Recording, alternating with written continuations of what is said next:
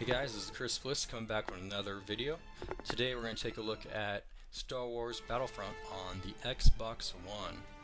So today we're just going to talk about pros and cons, different things that I liked and things that I did not like during this beta. I played probably about 10 matches, so pretty good sample size. One of the big things I really liked was the gunplay in this game. The guns, they were different enough. I mean, they weren't, you know, very different from each other. You have just your average pistol, blaster, kind of heavy machine gun type guns. But I enjoyed using all of them. I really liked the gunplay. I played this mostly in first person. I really didn't like the third person. It just seemed, the animations just seemed kind of janky and not very good. So I stuck to first person for the majority of when I played. I do like the gameplay, or the gunplay. I do hope that when the game releases, though, there's some more customization options, more guns, maybe the ability to change our laser, what color it'll be. So I hope that there's some more customization that we can add to our own stormtrooper, or rebel soldier. Along with the guns, I really liked how the game sounds. The TIE fighters sound like TIE fighters. All of the explosions sound great. It sounds just like you're watching a Star Wars movie, like you're watching the Battle of Hoth, which is awesome.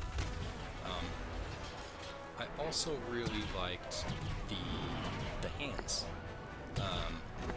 Yeah, it's a little bit a different way to play the game. I do hope, though, that when the game actually comes out, there is some more cards that you can use. I think there was only about 6 or 7 that you could actually use in the beta. I stuck with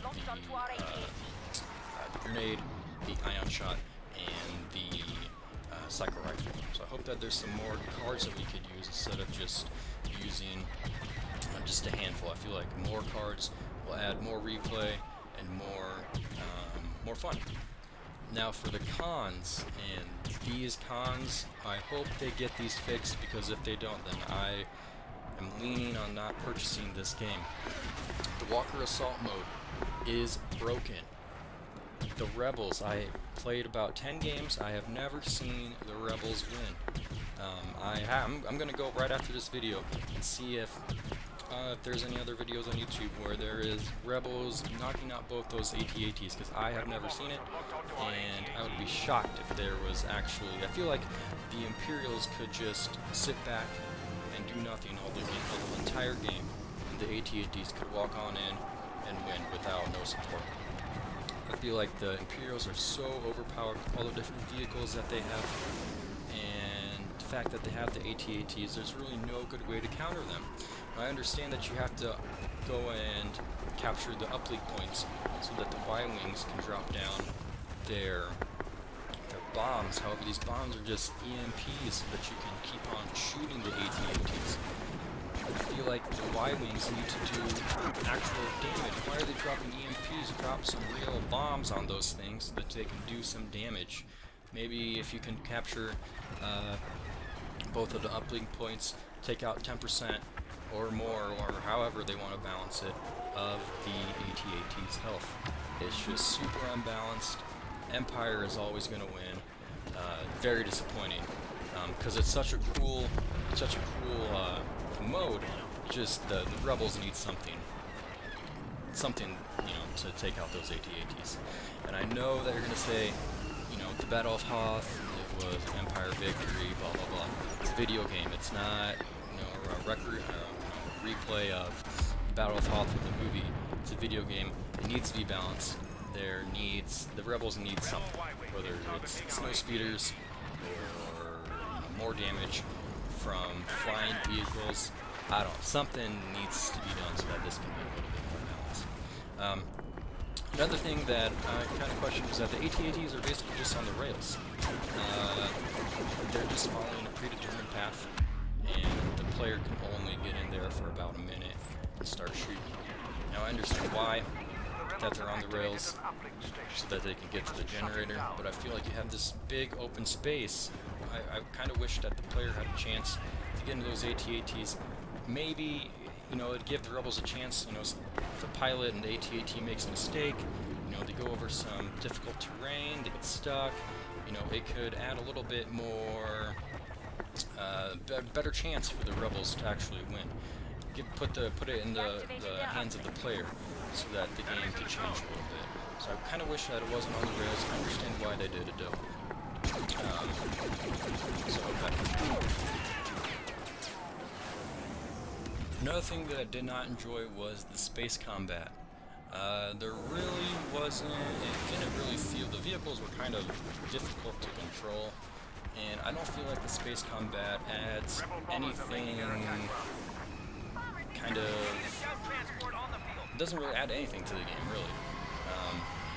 It's very difficult to shoot at the rebels or the Imperials on the ground, and you know, this is a good opportunity for like X-Wings to start taking out AT-ATs or something, but as long as the Y-Wings and the uplinks aren't uploaded, you know, they can't do any real damage. So I don't really feel like there's really any point for the space combat, because it's just dogfighting in space. I mean, you're getting kills for your team, which is great, but the objective is to take out the walkers. And you know, the X-Wings, the A-Wings, and the Y-Wings, they should be doing a lot of damage to these AT-ATs, and they're not. So that's a little disappointing. I kind of wish that the vehicles were on the ground in the hangars or something, so that you could just hop right in and get into a vehicle rather than just picking a pickup randomly. Anyone can go into these and, you know, pick up one of the pickups and hop into a vehicle. So I wish that was a little bit different. Those are the things that my impressions from the game.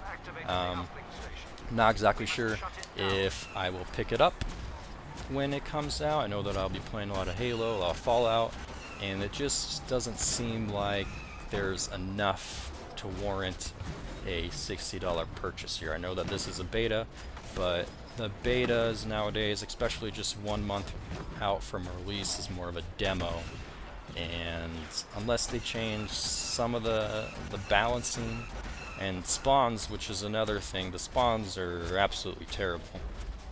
Unless they change some of those things and add some more customization and add more cards to make the game, you know, make each game different rather than using the same equipment, it's going to be a difficult purchase. I know that a lot of people will probably buy this game, especially with the Star Wars movie coming out, but I wish that this was something a little bit more, that it had a little bit more substance. And to me, it just feels like a Battlefield game with a Star Wars skin on top of it. But we'll see. Hopefully they could add some changes in the next month and make this a little bit more substantial and kind of warrant that $60 purchase. Alright guys, I hope you enjoyed the video. Leave a like, comment, subscribe for some more. I'll go ahead and post another gameplay, maybe a live commentary coming up here pretty soon. See if you guys like that. Alright, thanks guys, I appreciate you watching, and I'll see you on the next video.